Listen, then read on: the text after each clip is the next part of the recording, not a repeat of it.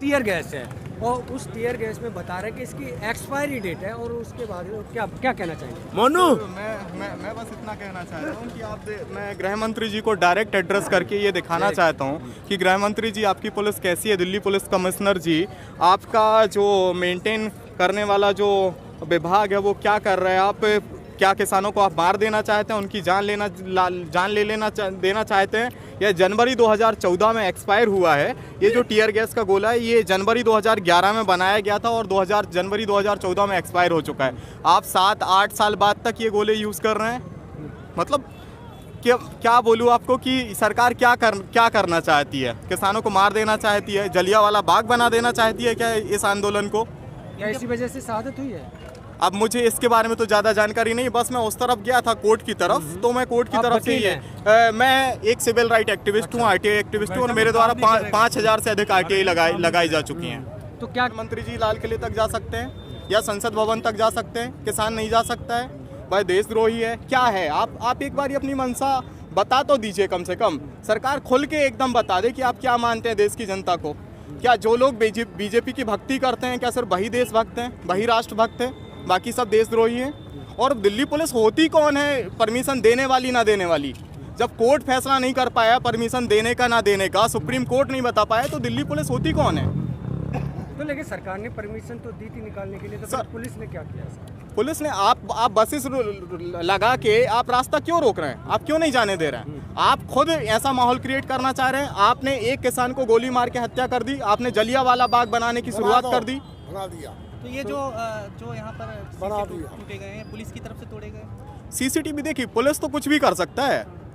उन्हीं की लाठी उन्हीं की भैंस है, वो खुद ही बस तोड़ दें। जैसे सीए प्रोटेस्ट में आपने देखा होगा, खुद ही बसों में आग लगाते थे, उसके बाद में फिर बोल देते थे कि प्रदर्शनकारियों ने लगाई है। हिंसक माहौल बनाने की कोशिश की गई है। जी बिल्कुल। तो क्या लग रहा है जो यहाँ पर किसान है, क्या आप वापस जाएंगे यहाँ से? नहीं। किसान बिल्कुल वापस नहीं जाएगा। मैं खुद किसान का बेटा हूँ, मध्य प्रदेश से आया हूँ और 2000 लोगों का टिकट भी मैंने फ्री दिया है।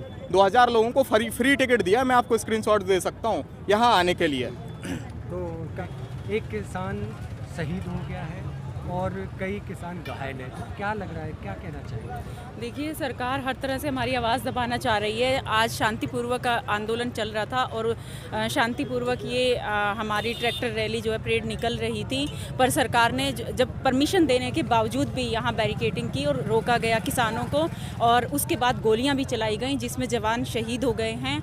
और जाहिर सी बात है सरकार हर तरह से जो है ये आंदोलन रोकना चाहती है। और उस पर गोदी मीडिया क्या कहती है, किसान इतने उग्र हुए। किसान उग्र नहीं हुए, उग्र सरकार हो चुकी है, उग्र पुलिस शासन हो चुका है, प्रशासन हो चुका है और किसानों पर तोहमत लगाई जा रही है और ये आवाज़ दबाने की साजिश है। तो क्या लग रहा है, क्या यहाँ से? देखिए, आंदोलन अब और ज़्यादा बढ़ेगा।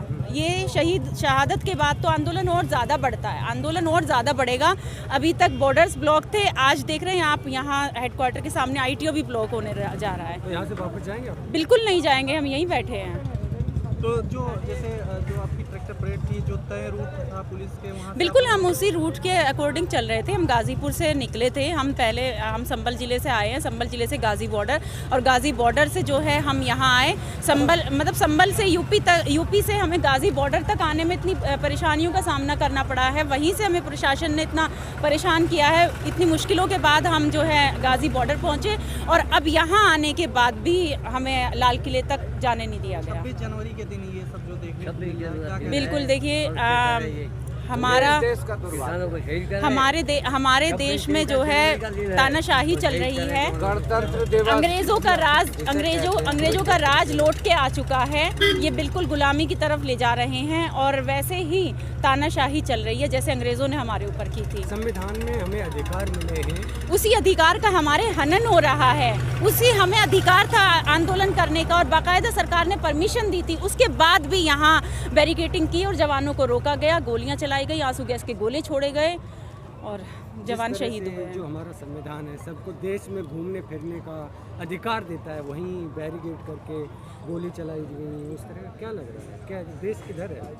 देश तो हमारा है ही नहीं, देश बचा नहीं है। अंग्रेज़ हमारा देश लूट के ले गए थे, ये लोग बेच के खा गए हैं और संविधान के साथ खिलवाड़ किए जा रहे हैं। और जो भोले भाले जिन पे जुल्म हो रहा है उन्हीं को बदनाम किए जा रहे हैं, उन्हीं को आतंकवादी और सब किए जा रहे हैं, जबकि असल आतंकवादी तो ये लोग हैं जो ये करा रहे हैं। तो क्या लग रहा है ये बिल वापस लेंगे? वापस लेना पड़ेगा। हम तब तक हार मानने वाले नहीं हैं जब तक वापस नहीं होगा। अभी इसमें चाहे हमें कितनी भी शहादत देनी पड़ जाए, पर हम तैयार हैं। भारतीय किसान पीछे नहीं हटेंगे और ये किसान जो है कानून वापस कराकर ही जाएंगे। मैडम, एक चीज़ देखने को मिल रहा है कि जैसे सुबह से कोई भी चैनल दिखा नहीं रहा था इस मार्च को, उसके बाद जब दिखाना शुरू किया तो ये दिखाया गया कि किसान हथियार लेकर के निकल गए हैं और इसमें कुछ लोग घुस गए हैं, आतंकी टाइप के लोग। देखिए, उन्हें आइकॉनिक आंदोलन को बदनाम करना है। ये पिछली आप हिस्ट्री उठा के देख सकते हैं, उन्होंने ऐसे ही किया है। ये आवाज़ दबाने का इनके पास और कोई जरिया नहीं है। ये ऐसे करके ही आंदोलन को बदनाम करते हैं। कहीं नहीं है, कहाँ है वो आतंकवादी? और अगर देश के अंदर अगर आतंकवादी सांस ले रहे हैं और आ रहे हैं तो ये भी सरकार का फॉल्ट है। कहाँ से आ रहे हैं? हम पूछना चाहते हैं, कहाँ से आ रहे हैं हमारे बीच आतंकवादी? ये सरकार ही भेज रही है, सरकार ही भेज रही है अगर हमारे बीच आतंकवादी आ रहे हैं तो सरकार सही चुप बात क्यों है? कहाँ है सरकार? मोदी जी ने जिम्मेदारी क्या है? इतने लोग शहीद हो चुके हैं, सरकार तो कुछ भी नहीं बोल रही है।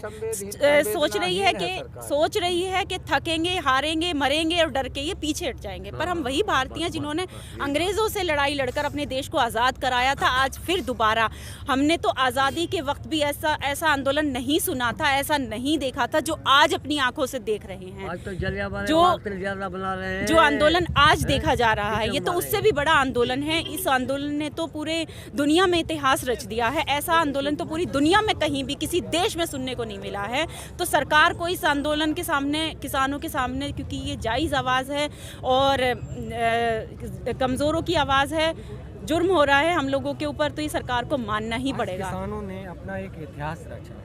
वहीं पर देखते हैं आज 26 जनवरी हमारा जो गणतंत्र दिवस है और आज के दिन हमें एक अच्छा संविधान मिला तो जिसमें सभी को वोट देना, हर तभी अधिकार मिले और देना भी चाहिए। क्या लगा कि आज देखिए, लोकतंत्र तो खत्म ही कर देना चाहते हैं। लोकतंत्र खत्म कर देने की साजिश पूरी है। पर ये भारतीय जो आज सड़कों पर हैं, आप देख रहे हैं इतना बड़ा आंदोलन है, ये देश बचाने ही निकले हैं। पहले इनके बुजुर्ग निकले थे, आज ये लोग निकले हैं। क्या मोदी जी को क्या संदेश देना चाहेंगे जिससे कि बिल वापस पे सोचें? हम अपना देश, जैसा हमारा देश खूबसूरत रहा है वैसा हम देश चाहते हैं। हमारे देश में जातिवाद की राजनीति ना करें और गरीबों पर, मजलूमों पर जुल्म ना करें। ये किसान विरोधी बिल लाकर ये सीधा किसानों पर जुल्म कर रहे हैं, एक के बाद एक जुल्म करते जा रहे हैं। तो ये काले कानून वापस ले और ऐसे काले कानून ना लेके आए कभी भी जिसका ये नतीजा भुगतना पड़े। जो ये लड़का शहीद हुआ है ऐसे और कई घायल हुए हैं, तो इसकी जिम्मेदारी किसके ऊपर चलती है? गवर्नमेंट की जिम्मेदारी है, बिल्कुल गवर्नमेंट की जिम्मेदारी है। इसकी जिम्मेदार गवर्नमेंट होती है और सोची समझी साजिश है उनकी और तभी उन्होंने ये करा है। ठीक है, आप क्या कहना चाहेंगे? यहाँ पर एक बच्चा शहीद हो गया है। आज के दिन हमारा देश का संविधान लागू हुआ था और अधिकार मिले थे कि सभी देश में कहीं भी घूम फिर सकते हैं। क्या कहना? क्या हमारे शहीदों ने इसीलिए इस देश को आज़ाद कराया था? यही इस देश का लोकतंत्र है, यही इस देश का गणतंत्र है। और फिर उस पुण्य पर्व पर किसानों के साथ इतनी बड़ी हिंद पुलिस ने जो मतलब जाति की है, उन पर गोली चलाई है, तिरंगे का अपमान करा है। ये सरकार तो कहीं भी नहीं ठहरती। कहाँ है सरकार? अरे ये संवेदनाहीन सरकार है। हमारे इतने किसान धरने में शहीद हो गए। एक दिन भी मोदी जी की संवेदना मर गई, कहाँ चले गए? एक दिन नहीं बोला कि ये किसान शहीद हो गए, इनके लिए मेरा नमन है। नहीं बोलती सरकार। एविडेंस मानती है सरकार हमसे कि कैसे शहीद हुए, कैसे मरे, क्या होया। ये सरकार के काम होते हैं। सरकार ऐसे काम करती है। ये अन्यायी सरकार है, किसान के साथ अन्याय कर रही है और ये बिल तो वापस लेने ही होंगे। तो आप यहाँ से आगे कहाँ जाएंगे? लाल किले पे तो हैं हम। लाल किले पर? हाँ, लाल किले से मैं अभी यार उधर से आया हूँ। जब इधर का पता लगा तो उधर से इधर आया तो उधर भी आंसू गैस के गोले छोड़ रही है पुलिस तमाम। हाँ, वहाँ भी किसानों के साथ जुल्म हो रहा। आंसू गैस के गोले छोड़ रही है, गोली चला रही है। अरे भाई, कहाँ जाएगा किसान? उसकी राजधानी है, उसके देश की राजधानी। क्या हम पाकिस्तानी हैं? क्या हम विदेशी हैं? एक सवाल आपने उस बिटिया से पूछा कि मतलब सरकार कह रही है। सरकार तो जने क्या क्या कह रही है। सरकार है कहाँ? सरकार की IB, इंटेलिजेंस, राज, जितने भी वो हैं सिस्टम, क्यों नहीं उन लोगों को पकड़ पाई आज तक? अगर इन्हें ऐसे इनपुट मिल रहे हैं तो ये सरकार फेल है।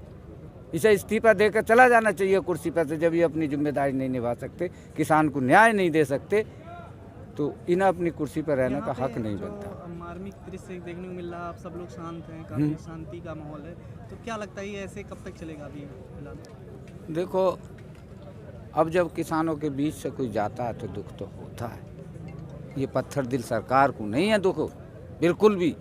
मोदी जी को तो शर्म ही नहीं है। अगर शर्म होती तो हमारे न्याय कर देते हमारे साथ। अरे भाई, हमें जब बुखार है तो कैंसर की दवा क्यों दे रहे हो भाई? जबरदस्ती मुंह में क्यों ठूंस रहे हो कि तुम्हारा मतलब आय बढ़ाएंगे। अरे कहाँ आय बढ़ेगी? आय कहाँ बढ़ रही है? तुम 7 साल से कहते चले आ रहे आमदनी दुगनी होगी। आज तक आमदनी दुगनी की होने की बजाय 1/3 नीचे को चली गई आमदनी हमारी। जो धान हमारा 4000 को 2200 को बिक गया, आज वो 1000 को और 1200 को बिक रहा। क्या हो रहा है ये? खबरों में बने रहने के लिए फोरम 4 को सब्सक्राइब करें और नोटिफिकेशन पाने के लिए बेल आइकन दबाएं।